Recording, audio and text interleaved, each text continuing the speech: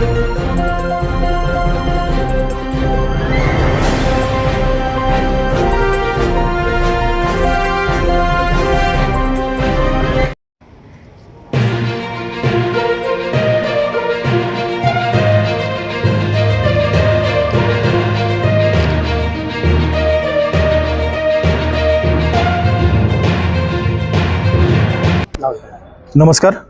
मी यशपाल श्रीकांत वाडकर, लोकनियुक्त सरपंच कासेगाव तालुका दक्षिण सोलापूर। कासेगाव तालुका दक्षिण सोलापूर येथे कृषी विभागाच्या वतीने अमोल देवकर हे सहाय्यक कृषी अधिकारी या पदावर कार्यरत आहेत।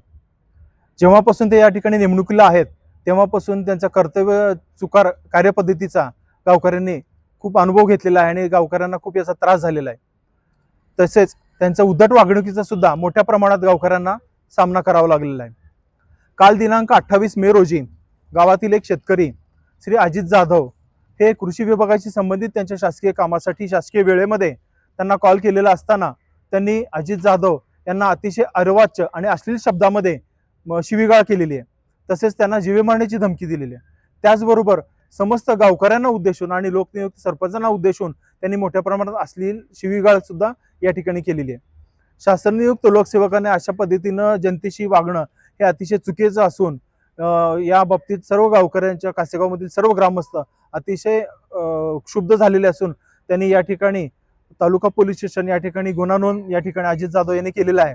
त्याचबरोबर कासेगाव ग्रामपंचायतीच्या वतीने सुद्धा पोलीस स्टेशनला गुन्हा नोंद करण्यासंदर्भात आपण पत्र दिलेलं आहे। तसेच जिल्हाधिकारी, जिल्हा पोलीस अधीक्षक, जिल्हा अधीक्षक कृषी अधिकारी यांना सुद्धा या निवेदनाच्या प्रती देऊन त्यांच्यावर कठोर कारवाई करण्याची मागणी या ठिकाणी कासेगाव ग्रामस्थांच्या वतीनं करण्यात येणार आहे।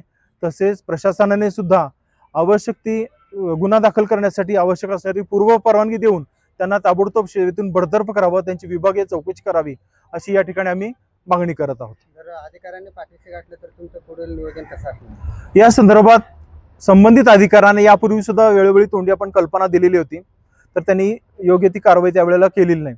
तर आता सुद्धा या संदर्भात जर उचित कारवाई नाही झाली तर कासेगाव ग्रामस्थांच्या वतीनं मोठे आंदोलन छेडण्यात येईल।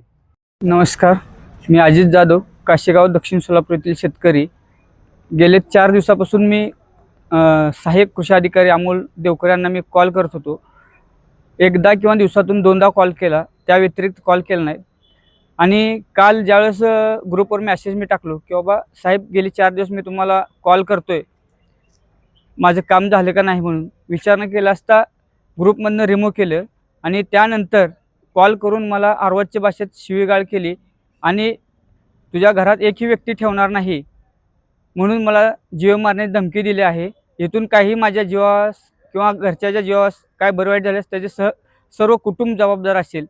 तरी शासनाने या सर्व प्रकरणाची गंभीरपणे दखल घेऊन त्याच्यावरती योग्य ती कारवाई करण्यात यावी ही माझी विनंती आहे।